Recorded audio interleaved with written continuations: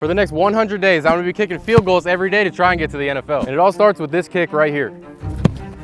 Bang, yes sir. Hey, that's 1 day down, 99 more to go. For each of the next 100 days, I have to kick a football, but if I miss just 1 day, I fail and the challenge is over. And it wasn't gonna be as easy as I thought. I don't know if I can kick another ball. I don't know if we're gonna make it. It's gonna be close. This can't be how this challenge ends. And with that, we were on to day 2, where I decided to kick in the Apple Vision Pro. And let's just say they weren't the most efficient thing to train in. Ooh, present. Oh, I got some coins. I gotta upgrade my dart monkey real quick. Hey, it's now day 3 and I can definitely tell how this is gonna make me better at kicking field goals. I've always just kind of gone out and got reps, and that's how I've gotten to this point. But I've never actually been coached before. But a few days later, that was about to change. This is Shane Graham, former NFL kicker, now kicking coach, and today he's gonna be training us for the NFL. Pretty dang good for the first time. This is my first time working with a kicking coach, and it made me realize how much actually went into kicking. After the session, we asked if he thought I had what it takes to get to the NFL. I think he does have what it takes. It's just gonna take a little bit more development to truly get the full potential of that to be realized and perfected and replicated. This honestly gave me more motivation to dial in on the things Shane told me I needed to improve on, which I did until everything really shifted on day 14. They got this crazy technology out here that tells you ball speed, ball height of the line of scrimmage, how far the ball is good from. Y'all know those simulators they got for golf? Well, they just made those for field goals. This is one of the craziest things I've seen. Plus with this, I could actually compare my numbers to NFL kickers and see where I'm really at. So last one was right around 71 ball speed and 14 height. NFL average for ball speed is right around like 70. Average height at line of scrimmage is around 12 feet. So basically what he's saying is my one-step kick was similar to an NFL average on a regular kick. That's actually bigger numbers on that kick as far as ball speed and apex, bigger than some NFL guys have. To make that thing contact and still have that ball speed, that's pretty crazy actually. Best ball of the day. If you're able to get that contact on that ball just a hair higher, that would have been good from 74. To kick that high ball speed with that much spin is insane. I didn't really know how my kicks would compare, but the numbers told me a ton. Plus, I even got my NFL comparison. He actually gets more height than most NFL kickers does on their field goals. He would be up there. Some of the strongest guys in the league, like Greg Sirlein, Harrison Butker, he can hit those kind of balls. That session honestly got me super motivated to get back out on the field every single day to try and get better. And even within just a few days, I saw a ton of progress in my ball flight. Also, you're probably not gonna see a kick from every single day in this video. Otherwise, it'd just be a couple hours of footage that just looks like this. You see what I mean? Yeah, that was boring, but good thing day 20 brought one of the most pivotal days of my progress so far. We changed all of my steps to actually be natural steps, just so we stay consistent. That's the main goal. Today we're training with Coach Zendejas, who was actually there during the TrackMan session. To stay controlled the whole day, and then we let the leg do the work, okay? Our focus today is to stay controlled and let my leg do the work, which is exactly what I did. He has all the power, has the height, has all the tools. If he can hit his best ball, he's money. This is definitely one of the best kicking sessions I've had, and we even worked on some live snap. Good. Just be me. That's something he always says. Just be you and kick your ball. Every ball's the same.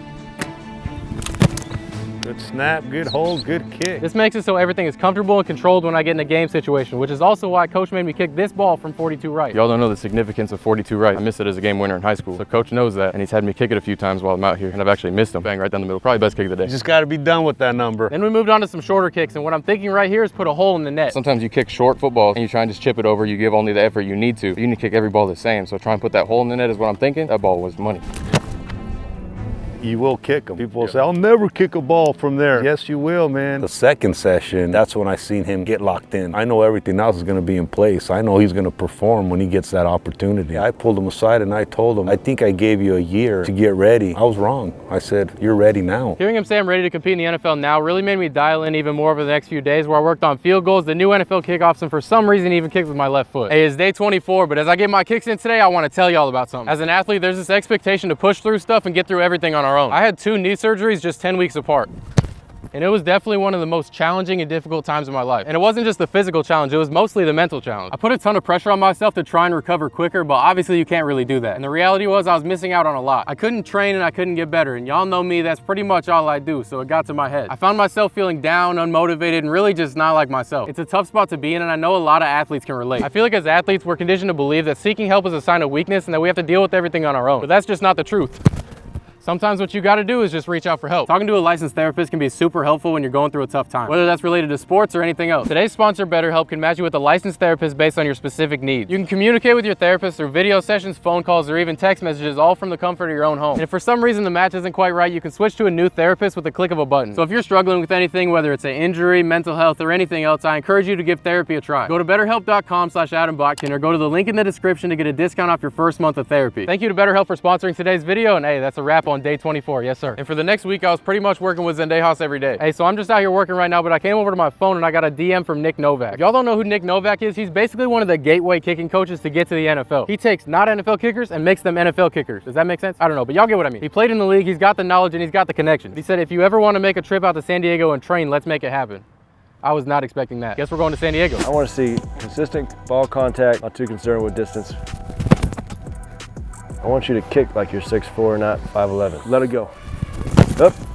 There you go, great kick. We were only like 5 minutes into the workout, but I could already tell I was about to learn a lot. I got on TrackMan and like my rotations is like 750 to 800, and they said like average is 600. I saw your ball speed is like 80. I was like, how the heck is that possible? I had a 80.9. I've never seen that. I see 76s and 78s, nothing above 80. Some of the best field goal kickers live in that high 60s to mid 70 range. As long as you can control that power, that's the big thing. Our focus today was to create consistent contact and control that power, but we obviously weren't gonna have a perfect day. So you have a tendency on this hash to step out, you zigzag, and now you're falling left and the ball goes that way. So really try to go straight with that drive step. Good, you made that kick before you kicked it. It's an elite ball flight, man. Kickoffs aren't what they used to be either now. You make field goals, you got a job. There isn't like one technique he should be doing, but there's certain things he should be doing. We closed out the workout with a few more kicks, but then we wanted to hear if he thinks I've got a shot at getting to the NFL. Got the strength, he's got the ball flight, the A ball that everyone wants. The kid is obviously gifted, God-given talent. You can't teach that. It comes down to how bad does he want it. If he wants it, he's gonna make it. I've had thousands of guys over the last 4 years, and he's right there. Days 36 through 42 were all routine kicking days, leading up to my second time working with Novak, but this time I was kicking with Matt Amendola. Y'all might know him from the Chiefs, the Jets, the Texans. He actually hit a game winner for the Texans last year. Now you might also know Matt from D-Series, where they both tried out for the Brahmas.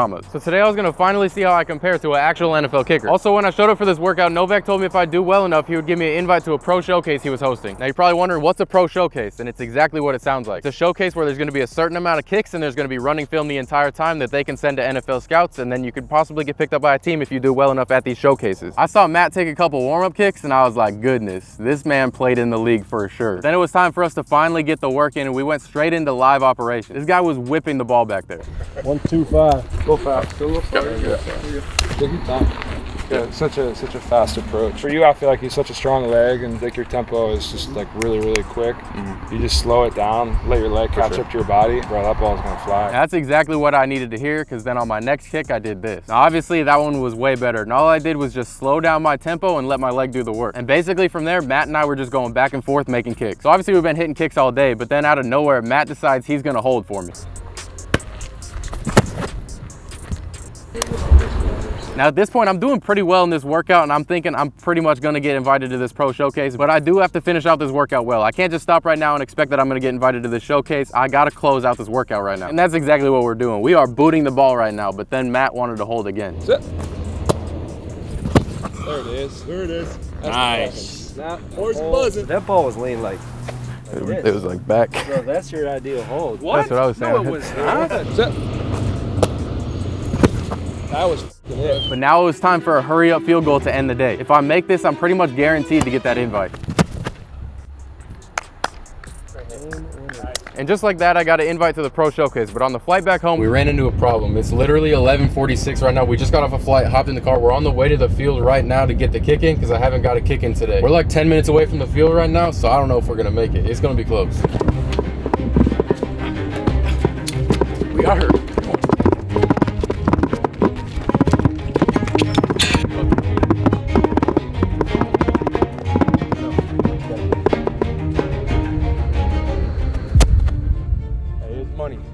It's money. We did it, I think.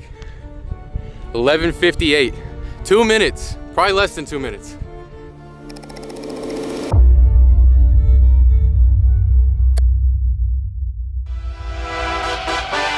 Let's see how you do under pressure. And now it was finally time for the NFL showcase. It's gonna be a 10-ball chart all on running film, and the film's gonna be sent to NFL scouts. And this might have been the best my legs ever felt.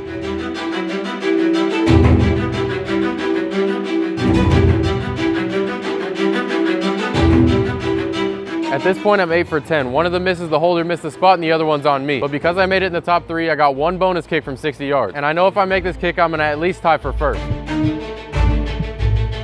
I know everything else is going to be in place. I know he's going to perform when he gets that opportunity.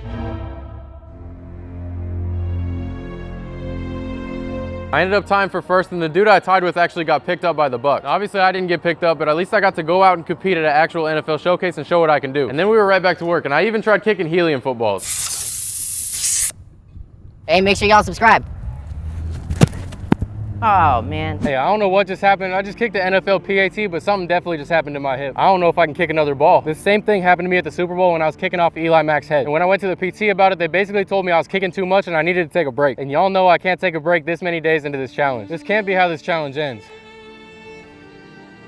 Hey, it's been about a week since the stuff happened with my hip, and it definitely feels a lot better. I've been going to PT, I've been getting dry needled and all that stuff, but the biggest part is I've been limiting my reps the last week. Probably only kicked like 1 to 2 footballs every single day. Now, I know that doesn't sound like a lot, and you're like, how are you actually gonna get better kicking 1 to 2 footballs? Well, I'm not gonna be able to get better if I'm not back healthy. But the challenge is to kick every single day, so we're gonna complete the challenge. I'm telling y'all that right now. I think as long as I'm smart and I just keep kicking short and I keep kicking no steps and 1 steps, I can be back to full in like a few days.